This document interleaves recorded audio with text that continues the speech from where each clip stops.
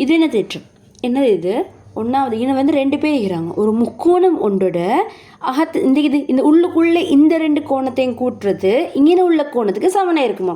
ஒரு முக்கோணம் ஒன்றோட சரி இந்த வெளியால் நீட்டப்பட்டிருக்கிற இந்த புறக்கோணம் இது அகத்தெதிர் கோணங்களோட கூட்டத்தொகைக்கு சமனாக இருக்கும். இது எக்ஸும் இது வையுமா இருந்துச்சுன்னு சொன்னால் இந்த வெளியே உள்ள இடம் எக்ஸ் ப்ளஸ் ஒய். அதோட உள்ளது இல்லை, அதோட உள்ளுக்குள்ளது இல்லை. அது இல்லாமல் மீதி ரெண்டு பேரையும் கூட்டுறது வெளியே உள்ள ஆளுக்கு சமனாக இருக்கும். சரியா? அடுத்தது வந்து எங்களுக்கு இந்த இடத்துல தந்திக்குது. இப்போ 130 பாகைன்னு சொல்லி தந்திக்குது. அதோட இன்னொன்று ஒரு முக்கோணத்தில் இந்த ரெண்டு பக்கங்களும் சமனாக இருந்தால் அதுக்கு ரெண்டு எதிராக இருக்கிற இந்த ரெண்டு கோணங்களும் சமனாக இருக்கும். இல்லைச்சா? ரெண்டு பக்கம் சமனாக இருந்தால் எதிராக உள்ள ரெண்டு கோணமும் சமனாக இருக்கும். இது ஒரு முக்கோணம், இது ஒரு 30 பாகை.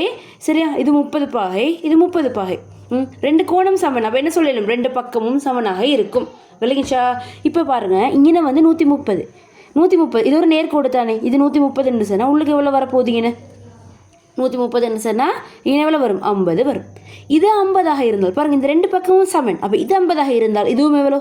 50. இப்போ 50ஐயும் எக்ஸையும் கூட்டினா எவ்வளோ வரணும்? 50ஐயும் எக்ஸையும் கூட்டினா 180 பாகை வரணும். விளங்கிச்சா? அதில் இருந்து எக்ஸை காணணும். விளங்கிச்சு தானே? இன்னைக்கு இங்கே உள்ள ரெண்டு தேற்றம், ரெண்டு பக்கங்கள் சமனாக இருந்தால் அதுக்கு எதிராக உள்ள ரெண்டு கோணமும் சமனானதாக இருக்கும். அதோடு ஒரு முக்கோணத்தில் இந்த உள்ளுக்குள்ளே இந்த ரெண்டு கோணத்தையும் கூட்டுறது இந்த வெளியால் உள்ள இந்த புறக்கோணத்துக்கு சமனாக இருக்கும். அகத்தெதிர் கோணங்களோட கூட்டுத்தொகை புறக்கோணத்துக்கு இங்கே சமனாக வரப்போகுது. சரியா? விளங்கிச்சா? இந்த தேற்றத்தை வச்சு தான் இது.